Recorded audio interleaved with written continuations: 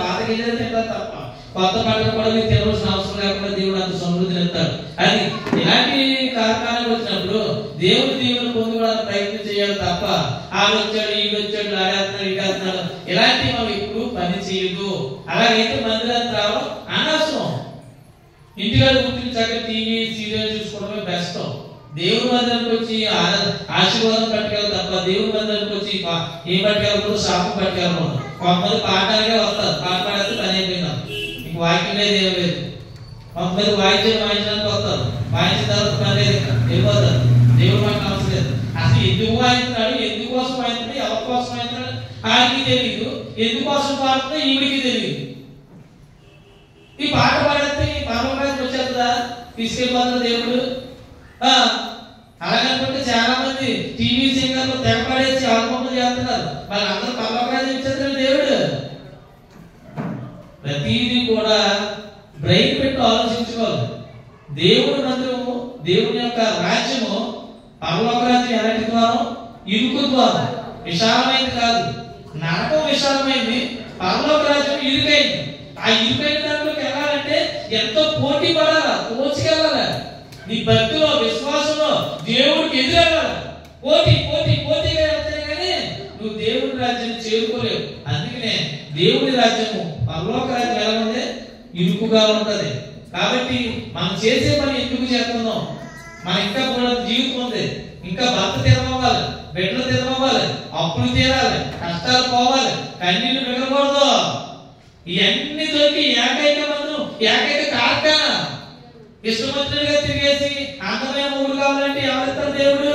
ఇష్టమొచ్చినట్టుగా తిరిగేసి ఇష్టమొచ్చినట్టుగా శీలాన్ని బాగు చేసుకుని ఇంకా మంచి వ్యక్తి కావాలి, ఒక నేను బాగా చూసుకున్నాడు కావాలంటే ఎలాగెత్తాడు దేవుడు?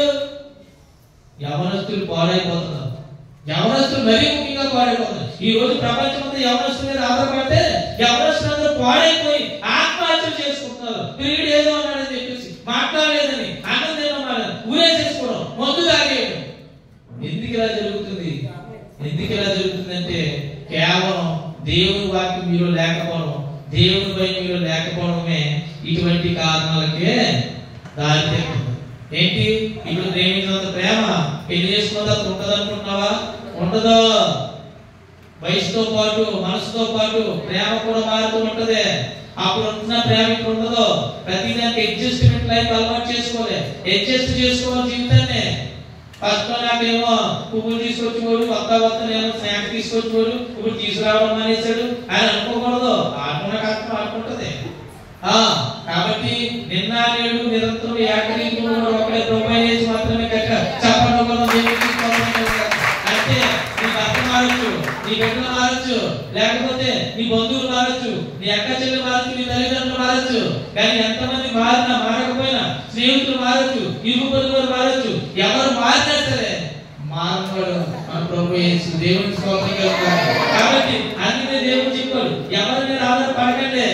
రాజు నమ్ముతూ వ్యర్థం, అంటే మనుషులు నమ్ముతూ వ్యర్థం, యెహోవా నమ్మితే ఎంతో మేలు మేలు మేలు అని దేవుడు చెప్తున్నాడు. కాబట్టి ప్రియ సంఘం, ఎప్పుడు కూడా దేవుని మీద మనం ఆధారపడాలి తప్ప ఏం లేదు.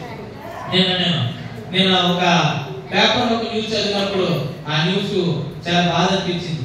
కో ప్రొడ్యూసర్ అంటే ఒక సినిమా తీయడానికి ఒక నిర్మాతకి సహ నిర్మాత. అంటే నిర్మాత అంటే సినిమాకు పెట్టుబడి పెట్టి సీరియల్స్ కానీ ఏదైనా ప్రోగ్రామ్స్ కానీ పెట్టుబడి పెట్టి తీసేవాడే నిర్మాత అంటారు, అంటే క్యాషియర్. అటువంటి క్యాషియర్ కి కో ప్రొడ్యూసర్ అంటే నిర్మాతకి సహ నిర్మాత. అంటే ఈ దగ్గర కూడా డబ్బు ఉంటది. ఇవి ఎవరో కాదు, ఈమె రాజమండ్రిలో పుట్టింది, రాజమండ్రిలో పెరిగినవి, హైదరాబాద్ లో సెటిల్ అయింది. హైదరాబాద్ లో సెటిల్ అయిన తర్వాత అది ఏమైందంటే ఒక అపార్ట్మెంట్ లో ఉరి పోసుకుని చచ్చిపోయింది. ఏంటో బాబు ఉరి పోసుకుని చచ్చిపోయింది, పక్కన ఫ్లాట్ లో 2 రోజులు బట్టి తీయలేదు అని చెప్పేసి చూసినప్పుడు దుర్వాసన వస్తుంటే ఏం జరిగింది అని చెప్పేసి చూసినప్పుడు ఆమె తన యొక్క మెడకి ఉడుతాలు పెట్టుకుని చచ్చిపోయింది. ఒక ప్రొడ్యూసర్, ఒక డబ్బు ఉంది, బాగా ఉంది, డబ్బు ఉంది, బాగా కలిగిలో ఉంది. ఎందుకు చచ్చిపోయింది అంటే ఆమె కూడా కొన్ని అప్పులు బాధ ఉండడం వల్ల అవి తట్టుకోలేక, రుణాల బాధ తట్టుకోలేక ఆమె ఆత్మహత్య చేసుకుని చచ్చిపోయింది. నిజంగా దేవుడి ప్రేమ, దేవుడి వాక్యం కనుక ఆమెలో ఉంటే ఆమె చనిపోతుందా? చనిపోదు. ఎందుకంటే బలవన్ మరణం, ఆత్మ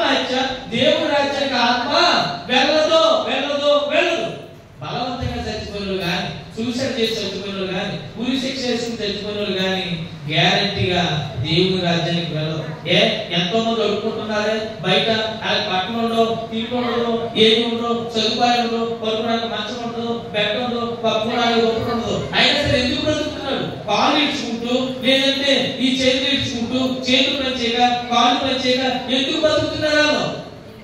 ఎందుకు బతుకుతున్నారు వాళ్ళు అంటే వాళ్ళకి తెలుసు, బలవంతంగా దేవుడి చదువుతున్నాను తీసుకోకూడదు.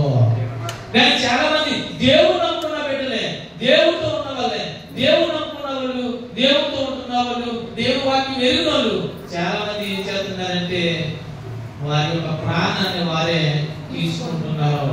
కాబట్టి ఎట్టి పరిస్థితుల్లో అలాంటివి తీసుకోకూడదు.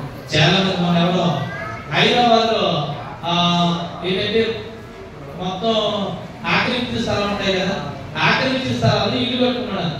కమిషనర్ వెళ్ళి ఇల్లు తీసేస్తున్నాడు, ప్రొక్లైన్ వెళ్ళి ఇల్లు తీసేస్తుంటే గవర్నమెంట్ భయపెట్టడం కోసం అతను చేసిన పని ఏంటంటే పెట్రోల్ పోసుకుని నిప్పు అంటించేసుకున్నాడు. పెట్రోల్ పోసుకుని నిప్పు అంటించేసుకుని చచ్చిపోవడానికి ఆత్మహత్య చేయబోయాడు. ఎందుకు ఇలా జరిగిందంటే అతను చేసిందే తప్పు. ఇప్పుడు రోడ్డు మీద ఇల్లు పెట్టేసుకుంటే అది ఎంతమంది కావచ్చు? అది అతను స్థలం కాదు, ఆక్రమించిన స్థలాన్ని గవర్నమెంట్ వచ్చి తీసేమన్నప్పుడు తీసేసుకుంటే వేరే చోట స్థలం చూపెడతారు, వెళ్ళొచ్చు. అంతేగాని ఆత్మహత్య చేసుకుంటే అందులో ఉన్నవాడు నువ్వు జీవించలేకపోతే ఇంకా ఎందుకు చచ్చిపోతున్నావు? ఇప్పుడు ఇల్లు కావాలన్నా ఇల్లు తీసేస్తారు, ఆత్మహత్య చేసుకుంటావు, చచ్చిపోతావు, ఇంకేంటి ప్రయోజనం ఏముంది? దానివల్ల ఎవరు బతుకుతున్నాడు? ఏం పడకూడదు. కాబట్టి ఆత్మహత్యలు అనేవి ఎలా జరుగుతాయంటే దేవుని ప్రేమ లేకపోవడంతో జరిగింది. సామెతల గ్రంథం 8:36 చూసినప్పుడు, సామెతల గ్రంథం 8:36 చూసినప్పుడు ఈ విధంగా ఉన్నది. నన్ను కనుగొనని వాడు తనకే హాని చేసుకును, నా యొక్క అసహ్యపడు వారందరూ మరణములు. స్నేహితులు బాగా వినాలి, యవనస్తులు, గృహిణులు కూడా వినాలి. తాగుబోతు వాళ్ళు ఉంటారు, ఎంతో అన్నం ఉంటారు. ఇవి చేసుకున్నప్పటి నుంచి కూడా నాకు కనీసం సుఖం లేదండి, అన్నకు కుటుంబం కూడా కొనిపెట్టండి, నా బిడ్డ కనీసం అన్నం కూడా పెట్టండి, దౌర్భాగ్య స్థితిలో ఉంటాడండి. నేను కాబట్టి కాపురం చేస్తానండి. నాకు జ్వరం వచ్చినా, రొంప వచ్చినా, దగ్గు వచ్చినా, ఆరోగ్యం బాగోపోయినా, ఒళ్ళు పాడైపోతుంది సరే అలా చూస్తూ తాగుతాకి వెళ్ళిపోతారు తప్ప ఏ రోజు కూడా హాస్పిటల్ తీసుకెళ్ళండి. ఎలాంటి వచ్చి బతుకుతున్నానండి, ఎందుకు వచ్చిందని నా బతుకు అని విసిగి వేసారిపోయిన మహిళలు చాలా మంది ఉంటారు. చాలా మంది భర్తను వేడిపించే ఈ యొక్క శక్తిని కూడా ఉంటారు. భార్యనే, ఎవరు కాదు, భార్యనే. ప్రతిసారి ఆయనకే ఫోన్ చేయాలి. ఈ మధ్యలో ఫోన్ ఎవరికైనా ఏంటంటే ఎంగేజ్ అవుతుందంటే అమ్మగారు చేస్తున్నప్పుడు ఎవరితో మాట్లాడుతున్నాం, ఏం మాట్లాడుతుంటే దేటి మగుడు అంటారు, 10 మందికి ఫోన్ చేస్తారు, 10 మందికి ఫోన్ చేస్తారు. అది ఏదో అవసరం ఏదో కొట్టతే ప్రభుత్వం ఏమో బాధ్యత ఉంటుంది. అంతేగాని ఫస్ట్ చేసుకుంటూ కూర్చోండి పని ఎవరు చేస్తాను అంతే. ఈ ఫోన్ చేసినప్పుడు ఎంగేజ్ అవుతుందంటే సాయంత్రం వచ్చినప్పుడు ఎవరితో మాట్లాడుతాం, ఏం మాట్లాడుతాం, చూపించు, కాలేజ్ చూపించు.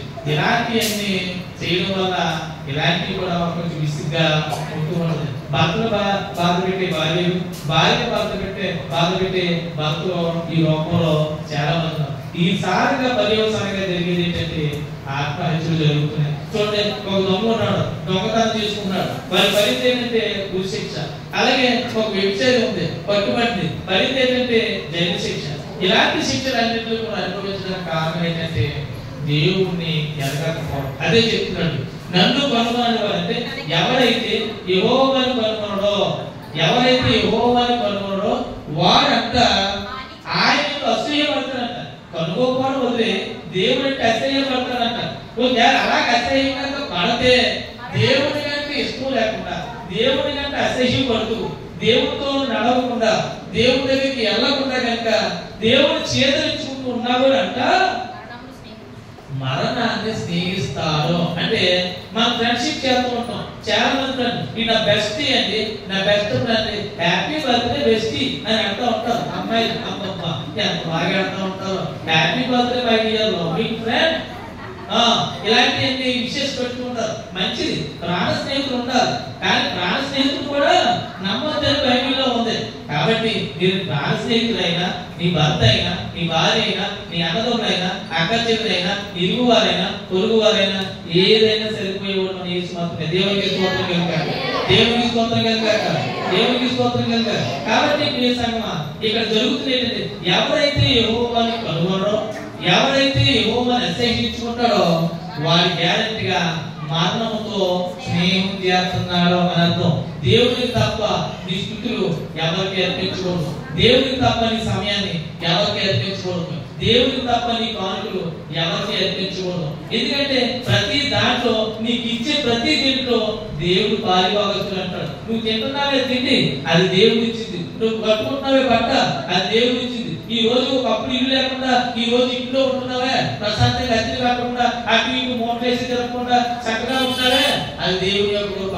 దేవుడు నీకు ఇచ్చాడు కాబట్టి దేవుడు పాలిభాగస్తులు అంటాడు. ఇప్పుడు భార్య భర్తల ఇద్దరులో భర్త భార్య ఇద్దరు కష్టపడుతున్నప్పుడు ఇద్దరు కూడా అందులో పాలిభాగస్తులు. భర్త గారు కష్టపడిన సరే పాలిభాగస్తులే, బిడ్డలు కష్టపడిన సరే పాలిభాగస్తులే. అటువంటి పాలిభాగస్తులు నా గృహానికి యేసుక్రీస్తే ఇంటికి వెళ్తామని అనుకుంటాను. కానీ యేసుక్రీస్తు జీవితంలో ఏమీ లేకుండా పోతాం. కాబట్టి ప్రియ సంగమా, నేను చెప్తున్నాను ఏంటంటే, ఆత్మహత్యలు నేరము. ఆత్మహత్య ఎవరైతే దేవుడిని తెలుసుకోవడం, ఎవరైతే దేవుడిని కనుగోడో వాటితో మరణంతో వాడు ఏం చేస్తాడో స్నేహం కడతాడో. ఫ్రెండ్స్ పిలిచాడు, తీర్థానికి వెళ్ళిపోతాం. దేంతో స్నేహం చేస్తున్నాం? అది అన్నవాడు తాగా దేవించోకి వెళ్తాం. చక్కగా మంచి రైటింగ్ పెట్టారు, బోర్లు ఉన్నాయి, జీళ్ళు ఉన్నాయి అంటే వెళ్ళిపోతాం అంతే. అంటారు ఆ విగ్రహాలన్నీ చూసుకుంటూ ఇలా చూసుకుంటూ అన్ని చేసుకుంటూ వెళ్తా ఉంటాం. మళ్ళీ అక్కడక్కడ అమ్మాయి బాగుంటే అమ్మాయిని చూస్తాం, అబ్బాయి బాగుంటే అబ్బాయిని చూస్తాం, డ్రెస్ బాగుంటే డ్రెస్ బాగుంటాం, చెవులు బాగుంటే చెవులు బాగుంటాం, రకరకాలన్నీ లోకం అన్ని చూసుకుంటూ వెళ్తూ ఉంటాం. ఈ టైంలో, ఈ ఎంజాయ్మెంట్ చేసే టైంలో మనకి ఎవరు గుర్తారో తెలుసా? దేవుడు గుర్తురాడు.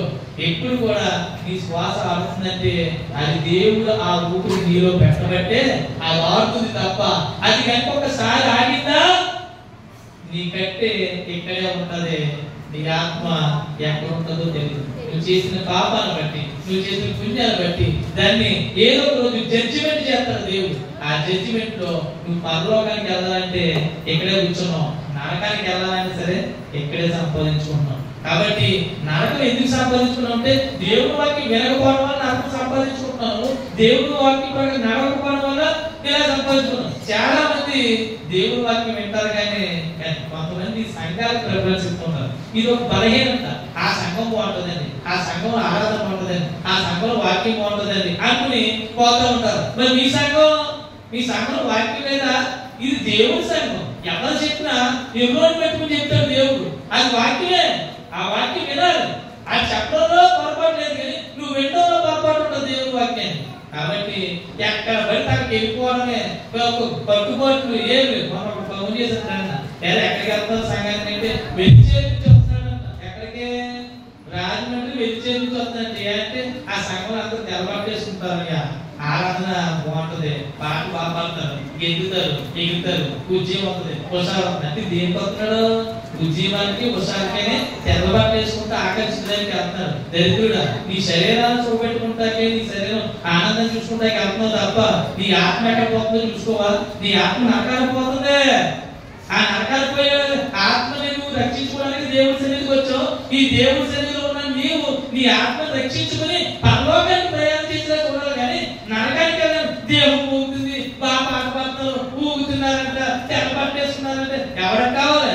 తెల్లబట్టేసుకున్న దేవదూతలు అయిపోతారు పెట్టి ఆరు కూడా వెళ్ళిపోతే వస్తున్నాడు సైతం గారు, నువ్వదే బాగు చేస్తున్నారు.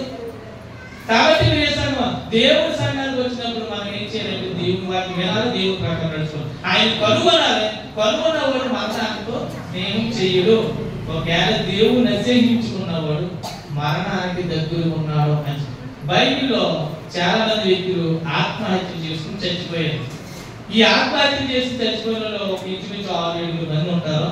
నేను అందులో సమయాన్ని బట్టి ఇద్దరిని లేదంటే ముగ్గురిని నేను చూపించి వెళ్తాను. ఎందుకంటే ఆత్మహత్యలు అనేవి నేరం. విసిగి వేసారు పోయినా ఆఖరికి ఎలాంటి పరిస్థితులు వచ్చినా సరే అడుక్కు తినన్న బతకాలి తప్ప దేవుడు ఎప్పుడు ప్రాణం తీరితే అప్పుడే మనం వెళ్ళడానికి ప్రయత్నం చేయాలి తప్ప ఏ రోజు కూడా మన యొక్క జీవాన్ని మనం ఏ జీవం మన చేతిలో మనం తీసుకోకూడదు. అది ఎలాగైపోతుంది. నేను ఒక సెల్ఫీ తీసుకుంటే ఫ్రెండ్స్ బయటకి సెల్ఫీ తీసుకుంటే ఒక నడుపుతున్నాడు, ఒకడేమో వెనకాల కూర్చున్నాడు. నడుపుతున్నవాడు కావచ్చు కావచ్చు సెల్ఫీ తీసుకున్నాం. ఏంటి ఈ సెల్ఫీ చేసి రీల్స్ లో పెట్టేస్తే ఈ మొఖాలని ఇంకో 100 మంది కొట్టేసి లైఫ్ కొట్టేస్తే ఏం ఆనందం నాకు తెలియదు. ఇదో గట్టి కొట్ట ఆనందం. వెళ్ళాడు సెల్ఫీ తీసుకుంటే వెళ్తున్నారు, బైక్ వస్తారు, ఎదురు పోయేమో చూసుకోలేదు. డ్రైవర్ వెళ్ళిపోయి బోర్డులో పడిపోయాడు, ఆటో పక్క ఇల్లు పడిపోయాడు, ఒక స్పాట్ యాడ్ ఒక ఇంట్లో కూర్చున్నాం. ఎందుకు వచ్చింది? ఎందుకు నువ్వేమన్నా పెద్ద సినిమా యాక్టర్వా, లేకపోతే క్రికెట్ మంచి క్రికెటర్వా, సర్టిఫికెట్లు కావా, విరాట్ కోహ్లీవా, నువ్వేమన్నా పెద్దవా, టెన్నిస్ ఆడే గొప్ప స్టార్ అయిపోవడానికి ఏం లేదే. అన్ని బోర్డు మొక్కల్ని ఎవరు చూస్తాడో, మళ్ళీ రీల్స్ ఒకటి, ఆ రీల్స్ మళ్ళీ దానికి ఎడిటింగ్ ఇలా చేయదు. కాబట్టి యూత్ ఎలా పాడైపోతున్నారంటే పొద్దున్న లేచి బైబిల్ చదవలేదు, పొద్దున్న పాస్కోపంతో ఫోన్ చూడడం మాత్రం వచ్చింది. పొద్దున్నే లెక్కగానే మరి మీరు చేసే ఉద్యోగానికి ఏంటంటే జనాలందరూ క్యూలో ఉంటారు. ఈ ఆఫరింగ్ పెడతారు కాపులు, అయ్యా మమ్మల్ని ఎన్ని గంటలు రమ్మంటారు, ఎన్ని గంటలకు అపాయింట్మెంట్ దొరుకుతుంది అంటే అమ్మగారు కుర్చీ చేసుకుని ఆఫీస్ లో వీళ్ళ చేతిలో కూర్చొని తిరుగుతూ రైట్ నెక్స్ట్ ప్యూర్ ఉంటాడు, సుబ్బారావు అంటే సుబ్బారావు అవుతాడు, అప్పారావు అంటే అప్పారావు. అంత బిజీ కాబట్టి వచ్చినామంటే పొద్దున్నే లేదు ప్రభా ఈ రాత్రంతా సుఖనిద్ర అనుభవించావు, ఏ విధమైన పీడకాలు లేకుండా చక్కని నిద్ర అనుభవించావు. ఒకవేళ నిద్ర లేకుండా తలపోటు వచ్చి కొళ్ళే ఉప్పుపోయి కప్పలా బయటకు వచ్చేట్టున్నా చక్కగా మమ్మల్ని నిద్ర పెట్టడం వందనాలని చెప్పేసి దేవుడు కృతజ్ఞత చెప్పడం మానేసి పొద్దున్నే లేచి పాస్పోర్ట్ ఏం చెప్తున్నావు ఫోన్ నీకు ఎవరో పెట్టేస్తారో నాకు ఏమి పెట్టేస్తారు. గుడ్ మార్నింగ్, గుడ్ మార్నింగ్ చెప్పకపోతే లగడేటి ఆ కాఫీ తాగా టీ తాగా నీకన్నా బలంగా తాగుతాడు, నీకన్నా బలంగా ఉంటాడు. గుడ్ మార్నింగ్ నేను గుడ్ మార్నింగ్ పెట్టు, గుడ్ మార్నింగ్ పెట్టలేదేంటి? మళ్ళీ మధ్యాహ్నం గుడ్ ఆఫ్టర్నూన్, మళ్ళీ నైట్ గుడ్ నైట్. మీరు గుడ్ నైట్ చెప్పకపోతే పడుకోడేంటి? పడుకున్నప్పుడు ఎక్కడ నిద్రతో పడుకుంటాడు. నీ బోర్ గుడ్ మార్నింగ్, నీ bore good afternoon, board good night ఎవరికి అవసరం. కాబట్టి ప్రభు వాక్యం పెట్టు. నిజంగా ఏమన్నా అవకాశం ఉంటే చదువుకుంటాడు, అట్లా ప్రభు వాక్యం పెట్టు. అవకాశం ఉంటే చదువు. మళ్ళీ కొటేషన్ లో రకరకాల డైలాగులు, సినిమా డైలాగులు ఎన్ని పెట్టి ఎవరో 10 మంది రాస్తా ఉంటాడు. ఏంటి ఆయన కాపీ కొట్టేసి నువ్వేదో రాస్తా ఫీలింగ్ ఆడి పెట్టేస్తావు, ఆదర్శం వేసుకుని అయిపో ఎంత ఫీల్ అయిపోతుంది ఆడి పెట్టేస్తాడు. మళ్ళీ ఆడు కూడా ఎవరో రాస్తే పెట్టేస్తాడు. ఇదంతా ఏంటంటే కాపీ కాపీ కాపీ, మోసం మోసం మోసం. నీకన్నా బెటర్దని ఎవరో దొరికితే వాళ్ళతో సిద్ధం అయిపోతాం. కాబట్టి ప్రతిదీ కూడా మోసం మోసం. వీటి వల్ల జరిగేది ఏంటంటే ఆత్మహత్యలు జరిగేది, ఆత్మహత్య. అటువంటి ఆత్మహత్యలు మనం చేసుకోకూడదు అని చెప్పడానికి దేవుడు మనతో ఒక గొప్ప వాక్యాన్ని ఈ రోజు మనతో మాట్లాడుతున్నాం. దేవుడు నామ స్తోత్రం కలుగాక, దేవుడు నామ స్తోత్రం కలుగాక. ఇక్కడ చూద్దాం న్యాయాధిపతుల గ్రంథము, న్యాయాధిపతుల గ్రంథము 9వ అధ్యాయము 54వ వచనం చదువుకున్నాం. న్యాయాధిపతుల గ్రంథము 9వ అధ్యాయం 54వ వచనం చదువు. శ్రద్ధగా జాగ్రత్తగా వినాల వాక్యాన్ని. అప్పుడు అతడు తన ఆయుధములను మోయు బంటును త్వరగా పిలిచి, ఒక స్త్రీ అతను చంపేనని నన్ను గూర్చి ఎవరును అనుకోకున్నట్టు నీ కత్తి దూచి నన్ను చంపమని చెప్పగా ఆ భక్తుడు అతను పొడవగా అతడు చచ్చేను అని చెప్పేసి ఒక మాట కనపడుతుంది. కాబట్టి జాగ్రత్తగా వినాలి, విన్న వాక్యాన్ని జాగ్రత్తగా వినాలి. మళ్ళా జరుగుతుందని చూడండి. అప్పుడు అతడు అంటే ఎవరంటే ఇక్కడ అబీమెలెకు. ఎవరో అబీమెలెకు అనే వ్యక్తి మాట. ఇక్కడ అబీమెలెకు అనే రాజు కోసం ఇక్కడ చెప్పడం జరుగుతుంది. అప్పుడు అబీమెలెకు తన ఆయుధములు మోయు బంటుని పిలిచి, త్వరగా పిలిచి, ఒక స్త్రీ అతను చంపినని నన్ను గురించి ఎవరినో అనుకోకుండానట్లు నీ కత్తి దూచి నన్ను చంపమని చెప్పగా ఆ బంటు అతన్ని పొడవగా అతడు చచ్చెను. ఇదేంటి? ఆత్మహత్య. ఇక్కడ ఎవరు ఈ అబీమెలెకు, అసలు ఏం జరిగింది అనేది చూసినప్పుడు ఇక్కడ జరుగుతూ ఉంటారు. ఇక్కడ అబీమెలెకు అనే వ్యక్తి ఎవరంటే గిద్యోను ఉన్నాడా? గిద్యోను కదా, మిద్యానీయుల మీద యుద్ధం చేసి గొప్ప విజయం సాధించిన ఈ గిద్యోను యొక్క కుమారుడే అబీమెలెకు. ఈ గిద్యోను మరి ఒక పేరు ఉంది, యెరుబ్బయలు. ఏం పేరు? ఏం పేరు? యెరుబ్బయలు. ఈ యెరుబ్బయలుకి 70 మంది కుమారులు ఉన్నారు. అందులో ఒక వ్యక్తి అబీమెలెకు. ఈ అబీమెలెకు ఒక పని మనిషికి పుట్టినవాడు. ఎవరికే? పని మనిషికి పుట్టినవాడు. మిగతా వాళ్ళందరూ వేరే స్త్రీలకు పుట్టినవారు. అయితే ఈ 70 మంది కుమారులు కూడా అబీమెలెకు అందులో ఒకనమాట. అయితే ఇప్పుడు ఏం జరుగుతుందంటే ఈ రాజ్యాన్ని ఏలాలి, ఇశ్రాయేల్ రాజ్యాన్ని ఏలాలి. ఏలుతున్న టైంలో ఏం జరిగిందంటే అబీమెలెకు తన తల్లి యొక్క తండ్రుల దగ్గరికి, అన్నల దగ్గరికి, తమ్ముళ్ళ దగ్గరికి వెళ్తారు. వెళ్ళిన తర్వాత చెప్తాడు, అయ్యా నేను అబీమెలెకుని, మీకు తెలుసు కదా మీరందరూ నా తల్లిదండ్రులు కాబట్టి మీరు నాకు సపోర్ట్ చేస్తే నేను ఈ రాజ్యాన్ని వెళ్తాను.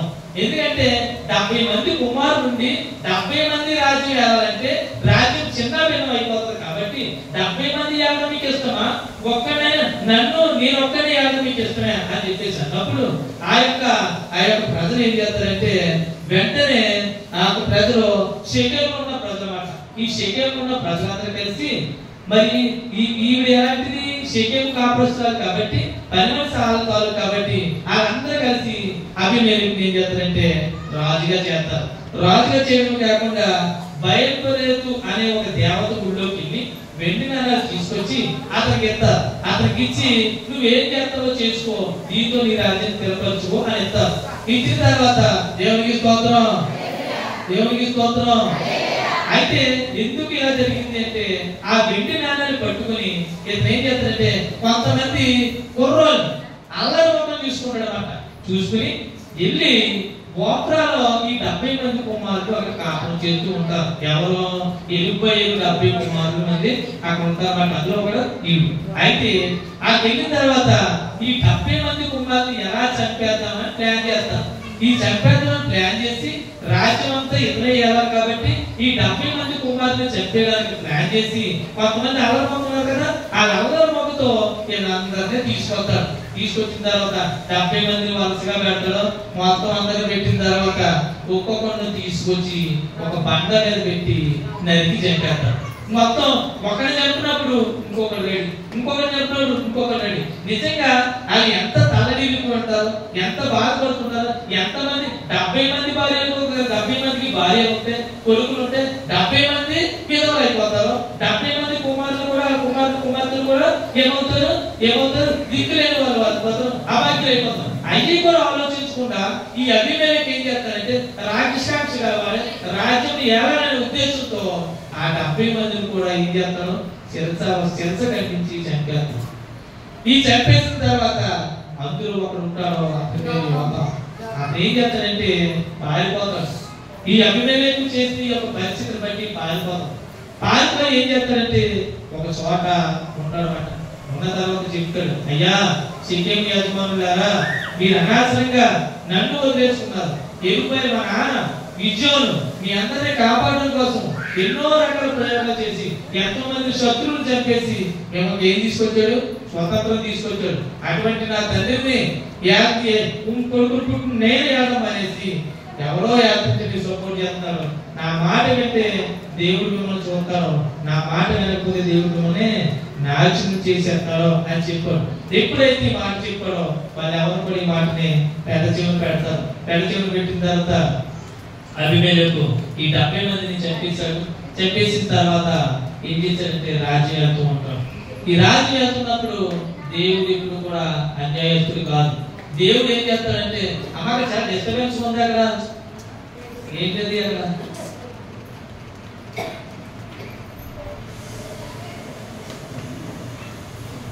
అయ్యగారు వచ్చే ముగించేస్తాను 5 నిమిషాలు ఉంటాను.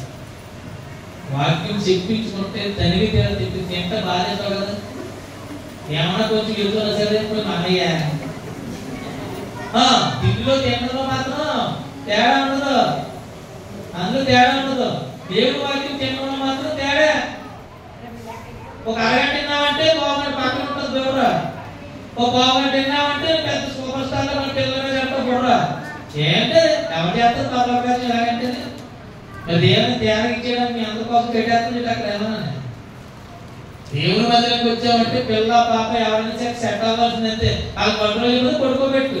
మళ్ళీ వాళ్ళ 10 మంది డిస్టర్బెన్స్ ఎందుకు? ఇది దేవుని మందిరం అనుకున్నా చేప మార్కెట్ అనుకో, చేప మార్కెట్.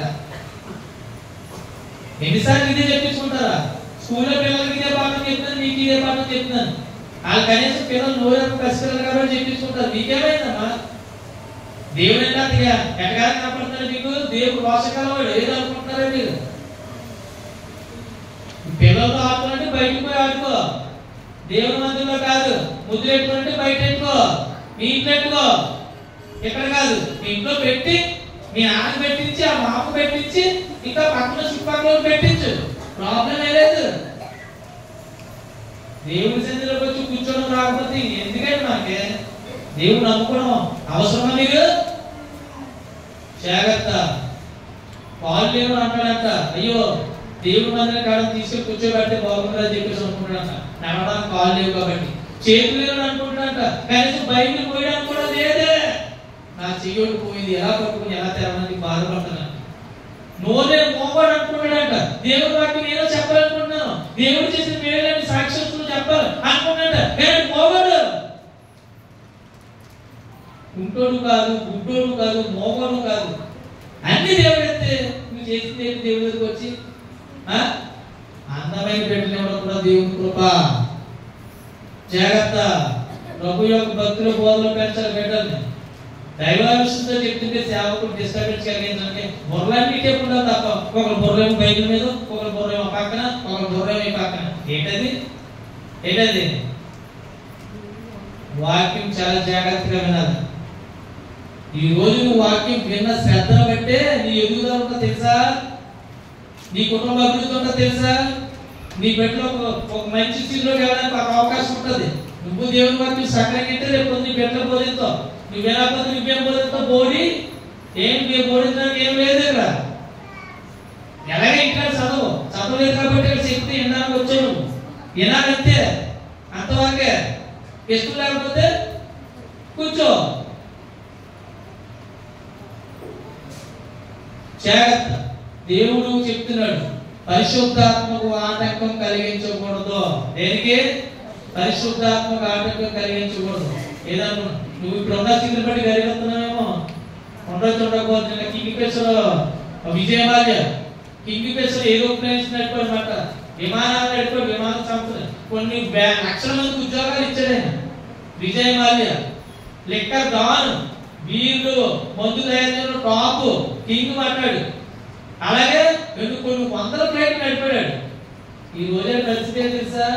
భారతదేశంలో పుట్టి భారతదేశ సంస్కృతిని అలవాటు చేసుకున్నాడు, భారతదేశంలో జీవించలేకుండా ఊరోజు ఎక్కడో బ్రిటన్ లో ఒక చిన్న ఇల్లు కొనుక్కుని అక్కడ జీవిస్తున్నాడు. చిటుకులో పెడతారు, చిటుకులో తీసేస్తారు, దేవుడి దగ్గర ఎట్టాలంటే జాగ్రత్త.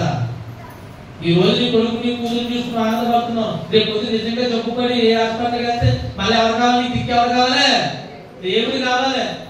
దేవుడి దగ్గర వచ్చి ఏడుస్తూ డాక్టర్ అమ్మ చెప్పలేమమ్మా, కనీసం ఒక 50 దాకా అవుతుందంటే ఎట్లా గుర్తొచ్చేస్తాడు దేవుడు. అప్పుడు నీకు గుళ్ళో ఉన్నప్పుడు గుర్తు రావట్లేదు దేవుడు నీకు. జాగ్రత్త జాగ్రత్త జాగ్రత్త. వాక్యం విను. అవసరం ఇష్టం ఉండి నడవగలిగితే నడు, లేకపోతే పోయింది నువ్వే. చెప్పేవాడి కోసం ఇప్పుడు ఆలోచించగా చెప్పేవాడు నీకు దృష్టిలో పెట్టుకోక. దేవుడు వాక్యం వాక్ రూపంలో వస్తున్నప్పుడు వెంటనే జాగ్రత్త. దేనికోసం వచ్చావు? ఆపనే చూసుకుని. దేవునికి స్తోత్రం కలుగుగా, దేవునికి స్తోత్రం కలుగుగా. మంచిది. అయితే ఈ అబీమెలెకు 70 మందిని చంపేశాడు. చంపేసిన తర్వాత ఏం చేశాడంటే రాజ్యం వెళ్తూ ఉన్నాడు. ఈ రాజ్యం వెళ్తున్నప్పుడు ఏమైందంటే దేవుడు ఎన్ని చూశాడు. దేవుడు అన్యాయస్తుడు కాదు. ఎప్పుడైతే యోతాము చేసిన ప్రార్థన దేవుడు అన్నాడో ఆ ప్రార్థన దేవుడు అంగీకరించాడు. అంగీకరించి, అయ్యా నా 70 మంది సహోదరుని నేను ఒక్కడే తప్పించుకున్నాను, ఈ 69 మందిని కూడా ఒకే రాయి మీద ఎత్తి నరికేశాడు అయ్యా అబీమెలెకు. కాబట్టి దేవుడు అంటే ఒక నువ్వు ఉన్నావు కాబట్టి నీకు ప్రార్థన చేస్తున్నాను. నా తమ్ముళ్ళు నా అన్నయ్యలు ఇలా చంపేశాడు, ఇలా చచ్చిపోయారు కాబట్టి అతను నువ్వు న్యాయం తీర్చవా అని చెప్పేసి ప్రార్థన చేస్తాడు. ప్రార్థన చేసి పారిపోతాడు. పారిపోయిన తర్వాత దేవుడు అన్యాయస్తుడు కాదు కాబట్టి ఎప్పుడైతే నువ్వు ఎదుటివారికి ఆటంకం కలిగించినట్టు, ఎప్పుడైతే ఎదుటివారికి నువ్వు కీడు చేయాలనుకున్నావు, ఎప్పుడైతే ఎదుటివారికి ద్రోహం చేయాలనుకున్నావు, తిరిగి నీ దగ్గరికి నీ ఊళ్ళోకే వస్తుంది. ఒక బంతిని గోడ వేసుకుంటున్నప్పుడు ఆ బంతి మళ్ళా ఎలాగైతే వస్తుందో నువ్వు చేసే ప్రతి తప్పు, ప్రతి తప్పును, ప్రతి కుట్రను కూడా మళ్ళా నీకే వస్తుంది. అది జాగ్రత్త. అది తెలుసుకున్నవాడు ఎదుటి వారికి అపకారం చేయడు, ఎదటానికి ఉపకారం చేస్తూ ఉంటాడు. అయితే ఈ విధంగా జరుగుతుంది. ఒక రోజు దేవుడు చూశాడు, ఈ యొక్క శెకెము ప్రజలకే ఈ అబీమెలెకు ఒక విధమైన ఆటంకాన్ని కలిగించి ఒక దురాత్మను పంపి ఆ ఇద్దరి మధ్యలో దెబ్బలాట పెడతాడు దేవుడు. వైరం పెడతారు. వైరం పెట్టిన తర్వాత ఈ షెకెము అధిపతులు అలాగే షెకెము వారందరూ ఎవరైతే అబీమెలెకుని తీసి రాజుగా చేశారో వాళ్ళందరూ ఈరోజు యాంటీ అయిపోయారు. యాంటీ అయిపోయిన తర్వాత ఏదో విధంగా అబీమెలెకుని సంహరించాలి అని చెప్పేసి అతను తప్పుడుగా మాట్లాడి అతని పట్ల ఏం చేసినట్టే వాళ్ళు వైరం పెంచుకుని ఉన్నారు. ఈ విషయం ఎవరు తెలిసిందంటే అతని సైన్యాధిపతి అయిన జెబులుకు తెలిసి ఆ యొక్క పట్టణానికి అధిపతి మాట్లాడతాం. ఆ యొక్క అమోరు పట్టణానికి అధిపతి అయితే షెకెము పట్టణానికి అధిపతి మాట. ఈ షెకెము పట్టణ అధిపతి అయిన జెబులు ఏం చేస్తారంటే పరిగెత్తుకుంటూ వెళ్ళి అక్కడ చెప్తారు, అబీమెలెకు నీ మీద పక్కన షెకెము ప్రజలు ఏం చేస్తున్నారు, నీ మీద కుట్ర పడుతున్నారు, కాబట్టి జాగ్రత్తగా ఎలర్ట్గా ఉండు అని చెప్పేసి చెప్తారు. చెప్పిన తర్వాత అతను సరిగా అని చెప్పేసి అని అక్కడతో ఆగకుండా అతను ఏం చేస్తాడంటే ఆ షెకెము ప్రజలు అందరినీ చంపేయాలి. ఆల్రెడీ ఎంతమంది చంపాడు? 70 మందిని చంపేశాడు. ఒకే రాయి మీద ఎక్కి నరికేసి హత్య చేశాడు. చేయడమే కాకుండా రాజకాంక్ష కావాలే ఎవరికి రాకుండా రాజ్యాన్ని వేయగాడు. రాజ్యాన్ని వేస్తున్న వాడు న్యాయంగా వెళ్ళకుండా ఏం చేస్తానంటే ఇంకా జయించుకుంటూ వెళ్తున్నాడు. ఈ జయించుకుంటూ వెళ్తున్న టైంలో ఈ యొక్క షెకెము దగ్గరికి వచ్చినాడు. ఈ షెకెము ప్రజలందరూ భయపడిపోయి అక్కడ ఒక దేవత గుడి ఉంటే బయలుపోయే దేవత గుడి ఉంటే ఆ దేవత గుడిలో కోట ఉంటే ఆ కోటలోకి వెళ్ళి తలదోచుకుంటారు అన్నమాట. అయ్యో అబీమెలెకు వచ్చేస్తున్నాడు, ఏదో రోజు చంపేస్తాడు, అమ్మ బాబాయ్ నేను ఎలాగైనా దోకోవాలని చెప్పేసి వాళ్ళు ఏం చేస్తారంటే ఆ గుడి యొక్క కోటలో దోకుంటే ఆ అబీమెలెకు ఏం చేస్తారంటే వెంటనే షార్ట్ కట్ లో చెప్పేస్తాను. అబీమెలెకు ఏం చేస్తారంటే ఒక అల్లరి మొక్కను చేసుకున్నాడు కదా, ఈ అల్లరి మొక్క అంతగా చెప్పి మీరు వెళ్ళి ఒక్కొక్క చెట్టు నరికి మీ భుజాలను చేసుకుని దాన్ని తీసుకురండి అని చెప్తాడు. ఎంతబ్బా రాజుగారు అయ్యింది చెట్టు నరకమంటాడేంటి? ఆయన చెట్టు నరికి భుజం మీద ఎత్తుకున్నాడు, మ్రాను నరికి భుజం మీద ఎత్తుకున్నాడు, మమ్మల్ని కూడా ఇలా చేయమంటాడేంటి అని చెప్పేసి అనుకున్నప్పుడు వెంటనే ఆ మ్రానులన్నీ తీసుకుని వస్తున్నారు. వచ్చిన తర్వాత అతను చేసిన పని ఏంటంటే ఆ యొక్క బలిపోయారు ఆ యొక్క దేవత యొక్క కోట చుట్టూరు ఆ యొక్క దొంగలు ఎత్తి ఏం చేస్తారంటే మంట వేసి కాల్చేస్తారు. అంటే అక్కడ ఇంచుమించు 1000 మంది దాకా చచ్చిపోతారు. నిజంగా 70 మందిని చెప్పాడు, కనీసం అతనికి ఏం లేదు పశ్చాత్తాపం లేదు. మళ్ళా తన రాజ్యకాంక్ష కోసం ఎవరో ఏదో అన్నారని చెప్పేసి ఆ షెకెము యొక్క పట్టణాన్ని నాశనం చేయడానికి వెళ్ళిపోయాడు. అక్కడ కూడా ఆ కోట కూడా అంతా పట్టణం అంతా దొంగలు పెట్టి కాల్చేసి ఆ పట్టణాన్ని అంతా నాశనం చేసి 1000 మంది చచ్చిపోవడానికి కారణమయ్యాడు. ఇది అవ్వడమే కాకుండా ఎదరికి వెళ్ళాక తెబేసు అనే పట్టణం ఉంటుంది. ఈ తెబేసు అనే పట్టణానికి ఒక గోపురం ఉంటుందన్నమాట. ఈ తెబేసు అనే పట్టణం ఒక గోపురం ఉంటే ఈ ప్రజలందరూ కూడా అయిపోయి అబీమెలెకు షెకెమును నాశనం చేశాడు, అక్కడ 1000 మంది జనాలను చంపేశాడు, ఆ పట్టణం అంతా తగలేసేశాడు, కాబట్టి మా పట్టణం కూడా వస్తున్నాడు, దీన్ని ఏం చేస్తాడని చెప్పేసి అని ఆ గోపురం మీద ఎక్కి స్త్రీ పురుషులందరూ కూడా ఆ గోపురం మీద ఎక్కి తలదాచుకుంటారు అన్నమాట. ఈ తలదాచుకున్న టైంలో ఏం జరుగుతుందంటే అధికార కాంక్ష గలవాడైన అబీమెలెకు ఏం చేస్తుంటే ఈ పట్టణాన్ని కూడా ఏదోటి చేద్దాము అనే ఉద్దేశంతో అతను ఏం చేస్తాడంటే వస్తాడు. ఈ పట్టణం యొక్క ప్రాకారం మీదకి వచ్చినప్పటికీ ఏమవుతుందంటే ఒక స్త్రీ ఉంటది. ఆ స్త్రీ ఏం చేస్తుందంటే పై నుంచి చూసి ఇందాక చదివాం కదా, పై నుంచి చూసి ఏం చేస్తుందంటే ఒక తిరగట్టి రాయిని అతని మీద పడుతున్నాడు. ఎప్పుడైతే గోపురం పైన ఉంది లోపల వస్తున్నాడో కరెక్ట్ గా ఎంట్రన్స్ అయ్యాడు, ఇలాగే వెళ్తుంది అన్నప్పటికీ తప్పని పొరపాలింది, కపాలం చిరిగిపోయింది. వెంటనే అతను బాధపడుతున్నాడు. నిజంగా కనుక దేవుని తోడ్పాటు లేకపోతే ఆమె వేసిన రాయి కరెక్ట్ గా పక్కన పడిందంటే మొత్తం ఎంత నష్టం. అంతేనా? అంటే ప్రతి పనికి కూడా దేవుడి కాపుదల, దేవుని యొక్క అనుగ్రహం ఉండాలి. దాడి కొట్టాడు రాయ, ఎక్కడో మధ్యలో పోయింది, ఎక్కడో ఉన్నాడు, గొలియాతో 600 జాకెట్టుకున్నాడు, ఏం కొట్టుకున్నాడు, దావీదు పొడిసా తీశాడు, ఒక రాయి దిక్కు కొడితే చూడికి ఎక్కడ వెళ్ళిపోతా, ఎక్కడ దగ్గర తగదే ఆ రాయిని దేవుడికి స్తోత్రం. కాబట్టి శత్రు నిజంగా అక్కడ దావీదు లేదు, దావీదు రాయిసం లేదు, ఏదో గాలి రాయించి పెట్టేసిందని. కానీ అక్కడ జనాలు ఎవరైనా ఉంటారా? ఎక్కడైనా దుష్టశక్తి పనిచేస్తుందా బాబు, దెయ్యం మొత్తం ఏదో జరిగిందని చెప్పేసి పారిపోతుంటారు. కాబట్టి దేవుడు ఏం చేసినా మనుషుల ద్వారానే క్రియలు చేస్తూ ఉంటాడు. ఇప్పుడు నీకు సహాయం కావాలి, ఎవరో వచ్చి నీకు సహాయం చేస్తారు తప్ప దేవుడు వచ్చి డైరెక్ట్ గా అమ్మ బాగున్నావా, ఇదిగో అన్నం పెట్టాను తిను, ఇదిగో 1,00,000 రూపాయలు ఎడతాను కట్ట జాతర లెక్కెట్టుకుని వెళ్ళామా అని అప్పుడు దేవుడు. ఎవరో ఒకరి ద్వారా దేవుడు ఏం చేస్తాడు, సహాయం చేస్తాడు. అది మనుషుల వల్లే జరుగుతుంది, దైవ భక్తుల వల్ల జరుగుతుంది, పరిశుద్ధుల వల్ల జరుగుతుంది, విశ్వాసం జరుగుతుంది. అలాగే అన్నదమ్ముల వల్ల కానీ రక్త సంబంధం ఎవరో ఒకరి ద్వారా కష్టం తీరుతుంది. ఆ తీర్చేవాడు ప్రభు చేసి మాత్రమే. దేవునికి స్తోత్రం. ఎప్పుడైతే ఈ తిరగటి రాయి వేసింది అది కరెక్ట్ గా పడింది. పడగానే కపాలం మొదలైపోయి చాలా బాధపడుతుంది. వినగలు కుట్టేసుకున్నాడు బాబు. వినగలు కుట్టేసుకుని బాధపడుతున్నా. ఇప్పుడు ఇందాక చదివింది వాక్యం అది. అప్పుడు అతను ఏం చేశాడంటే అతను ఆయుధంలో పోయి వాడిని పిలిచాడంట. పిలిచలే బాబు తలపగిలిపోయింది. ఏమవుతుంది, బ్లడ్ క్లాట్ అయిపోతుంది. కాబట్టి తలపగిలిపోయింది, రక్తం కాలిపోతుంది, బాధ భరించలేను. నా దేవుడు రక్తం అంతా బొట్టు కింద వచ్చి నేల పీల్చేస్తుంది.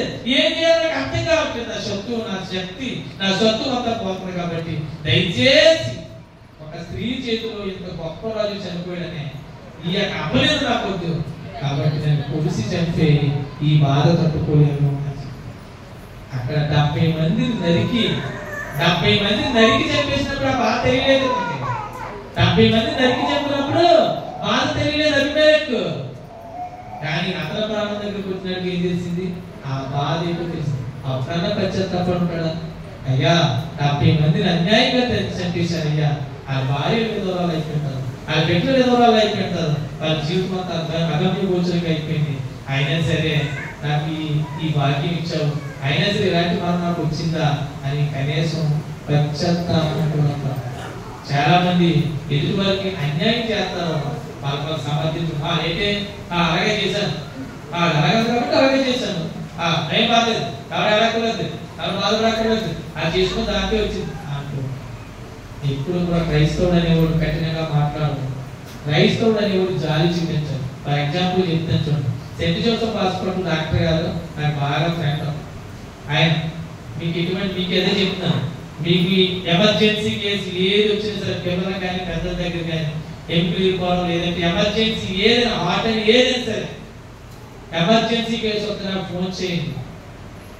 అతి తక్కువ ధరలకి 100 రూపాయల కార్డు. ఎవరంతా 100 రూపాయల కార్డు ఏమన్నా అప్పుడు రోజుల్లో అప్పటికప్పుడు ఎంబీబీఎస్ చేసి ముప్పాసు కాకుండా నాసేపు సేపు కూర్చుని 500 కార్డు 500 1000 రూపాయలు లాగేనే జనాల దగ్గర నుంచి. కానీ మనందరి కోసం, క్రైస్తవ బిడ్డల కోసం ఒక హాస్పిటల్ పెట్టారు, సెయింట్ జోసెఫ్ హాస్పిటల్. ఆ హాస్పిటల్ ఆయన కూడా చాలా భక్తిపరుడు. ఆయన డాక్టర్ గారు 100 రూపాయల కార్డు. నాలాంటి ద్వారా అయితే 50% కన్సెషన్. 10,000 అయితే 5,000, 2,000 అయితే 1,000 రూపాయలు. కాబట్టి అది ఉపయోగించుకోండి. అంటే దీనికి మీకు డబ్బులు జాగ్రత్త రావాలనేది నాకు కోరిక కాదు. కానీ ఒకవేళ అలాంటి పరిస్థితి వస్తే ఏ హాస్పిటల్కి వెళ్ళకండి, ఒక్క హాస్పిటల్కి మాత్రం వెళ్ళండి. నాకు ఫోన్ చేయండి, అవసరమైతే నేను ఎగ్జిట్ చేస్తాను. మా బాబాకి నాకు పెద్ద పడదు, కుటుంబంలో కొంచెం ఉంటాయి కదా, ఆ గొడవ వల్ల చిన్న గొడవ వల్ల వాడు నాతో మాట్లాడడం, నేను పలకిస్తానే వాడు నాతో మాట్లాడడం. మన వైపు చూడాలి కదా, మన వైపు చూస్తే బాగున్నామంటో లేదంటే సిగ్నల్ అవుతూ అది చూడక ఎలా వెళ్తున్నావు ఎవరు చూసినట్టు, అది చూడకపోతే బాగున్నామన్నట్టు ఎవరు పలకినట్టు. కనీసం అది చూడటం కాబట్టి నాకు చూస్తాయి కదా, అది చూడలేదు మనకు తెలిసింది. అయినా సరే మంచి మేస్త్రి మాట. అయితే ఏమైంది, ఈ లోపల అతను కొంచెం తలి శ్రేణము ముందు ఎక్కువైపోయి తలి శ్రేణి ఎందుకు జరిగింది. తలి శ్రేణి జరిగిన తర్వాత వాళ్ళ ఆవులు ఫోన్ చేసి ఇస్తాను అని, ఇలాగా మీ బాబా దగ్గర ఉంటే పరిస్థితి ఏంటి, హాస్పిటల్ డాక్టర్ గారు తెలుసు కదా, మరి కొంచెం చెప్పమంటే డాక్టర్ నేనేం చేయాలి చెప్పుకున్నాను. నేను చెప్పడం ఏంటి, ఆయన నిన్ను మాట్లాడినాడు, ఎంత ద్రోహం చేశాడు, అన్ని ఎక్కడ ఉన్నా నేను అంత గొప్ప మర్చిపోతాను. చూసేదానికి నేను గుట్ట కాదు, డాక్టర్ కాదు, బ్లాక్ బోర్డ్ మీద చెప్పడానికి ఇక్కడ ఉన్నా, నేను చెప్పను అన్నారు.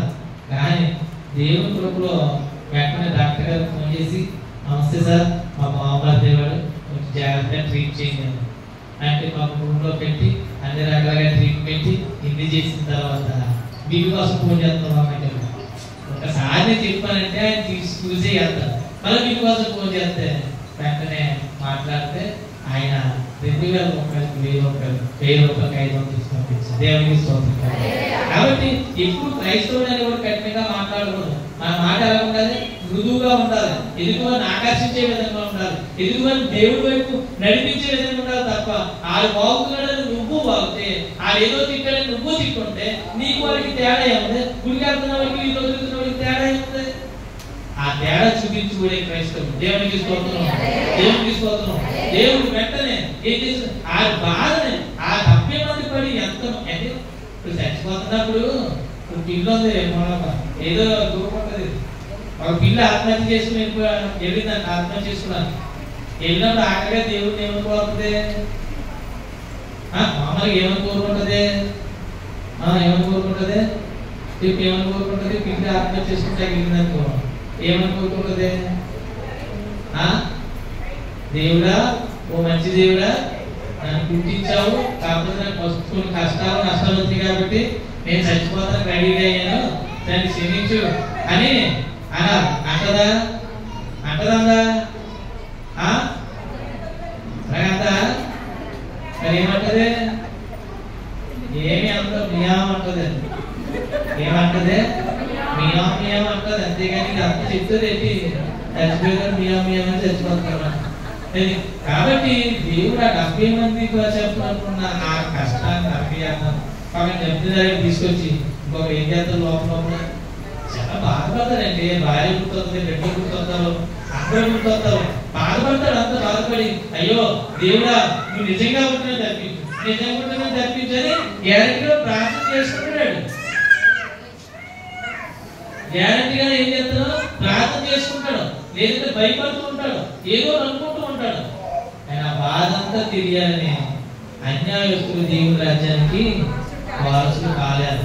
కాబట్టి ఎప్పుడైతే ఈ అభిమేలకు 70 మందిని చంపాడు, 1000 మంది చనిపోవడం కారణయ్యాడు తన అధికార కాంక్ష కోసం, ఆఖరికి దేవుడే వాడికి ఏం చేశాడు?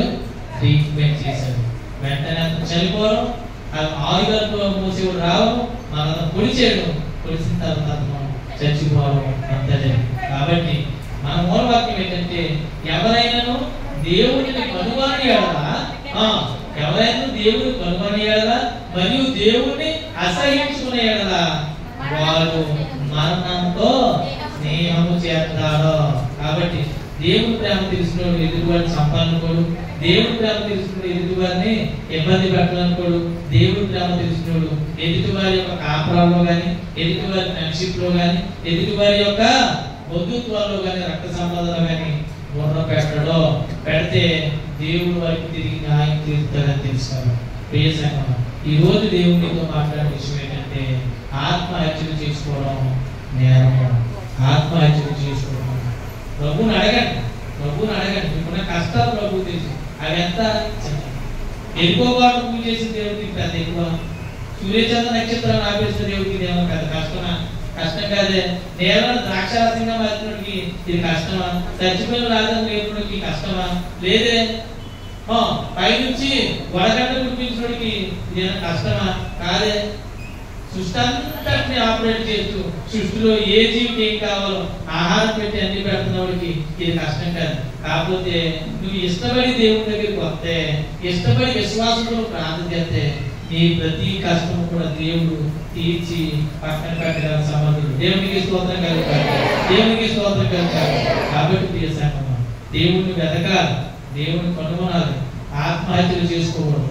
ఒకవేళ కనుక కనుగొక లేకుండా దేవుడిని అసహించుకుంటే దేవుడి సన్నిధికి రాకపోతే మరణం దగ్గరలో ఉన్నట్లు లెక్క. దేవుడి సన్నిధికి రాలేదు, తీర్థంలో ఉన్నావు అంతేనా? ఏ జంపిగా పడిపోతావు తిరిగి తిరిగి తిరిగి. ఎక్కడ ఉన్నావు నువ్వు? మరణానికి దగ్గరగా ఉన్నావు. చక్కగా విహారయాత్రకి వెళ్ళావు, బోర్డులో పుస్తకాలు ఎక్కడ ఉన్నావు? మరణానికి దగ్గరలో ఉన్నావు. బోర్డు సీట్ అడిగిందంటే ఇంక అయిపోయినట్టు నీ లెక్క, మొత్తం నీకు సీట్లే ఏమన్నదో.